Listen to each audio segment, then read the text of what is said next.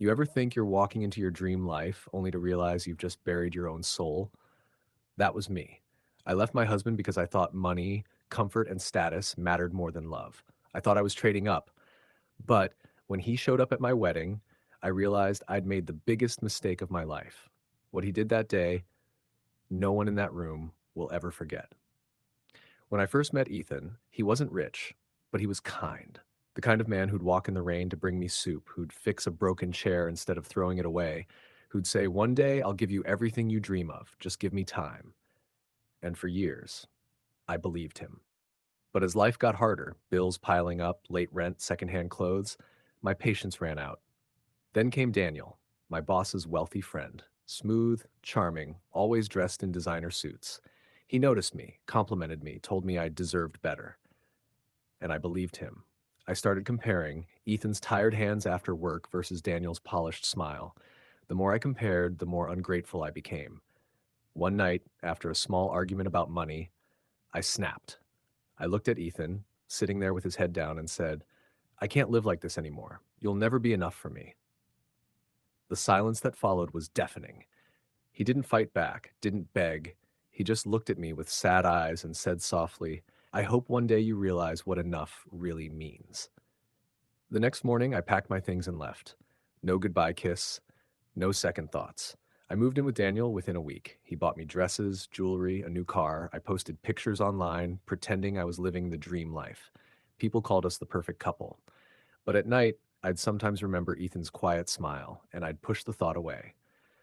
A year later, Daniel proposed. The wedding was a grand event, a ballroom, chandeliers, hundreds of guests.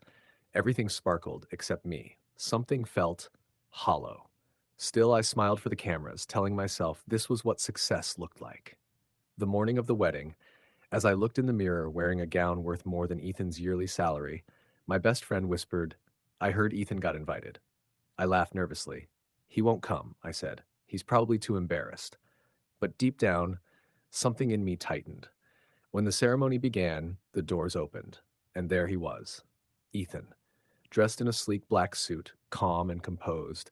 But he wasn't the same man I left. His posture, his confidence, it was like seeing a stranger. People turned to look at him, whispering. Even Daniel seemed uncomfortable. He walked down the aisle, not arrogantly, not bitterly, but with quiet power. My heart pounded. When he reached us, Daniel forced a smile and said, "Ah, so you're the ex-husband." Ethan nodded politely. "I wanted to congratulate you both," he said. Then he turned to me, eyes steady. "You once told me I'd never be enough. You were right. I became more than enough." Everyone went silent. I stood frozen. Then he pulled out an envelope and handed it to Daniel.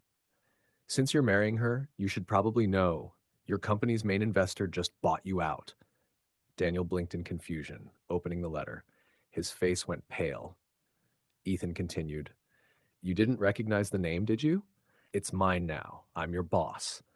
The entire room gasped. Cameras flashed. Daniel's hand trembled. He looked at me, humiliated. "You planned this?" Ethan gave a small smile. "No, I worked for this. While you two were busy showing off, I was building something real." He turned to me one last time. "I loved you more than my own pride, but you sold that love for luxury. I hope it was worth it." Then he walked out, not angrily, just peacefully, like a man who'd finally let go. I couldn't breathe. Guests started whispering, some even recording. Daniel stormed out to make calls, but it was too late. Everything he owned was slipping away, and I stood there, in my dream dress, realizing I'd lost the only person who ever truly cared for me. Weeks later, the wedding was canceled. Daniel vanished from the city after his company collapsed. And Ethan? His name started showing up everywhere. Business magazines, news headlines, charity events. The man I once left for being poor had become one of the most successful entrepreneurs in town. Sometimes I see him on TV, smiling, confident, happy with someone new. And I sit alone, staring at the life that could have been mine if I'd only believed in him. I left my husband to chase wealth, but I ended up poor in every way that matters. If you like the video, please subscribe and turn on notifications.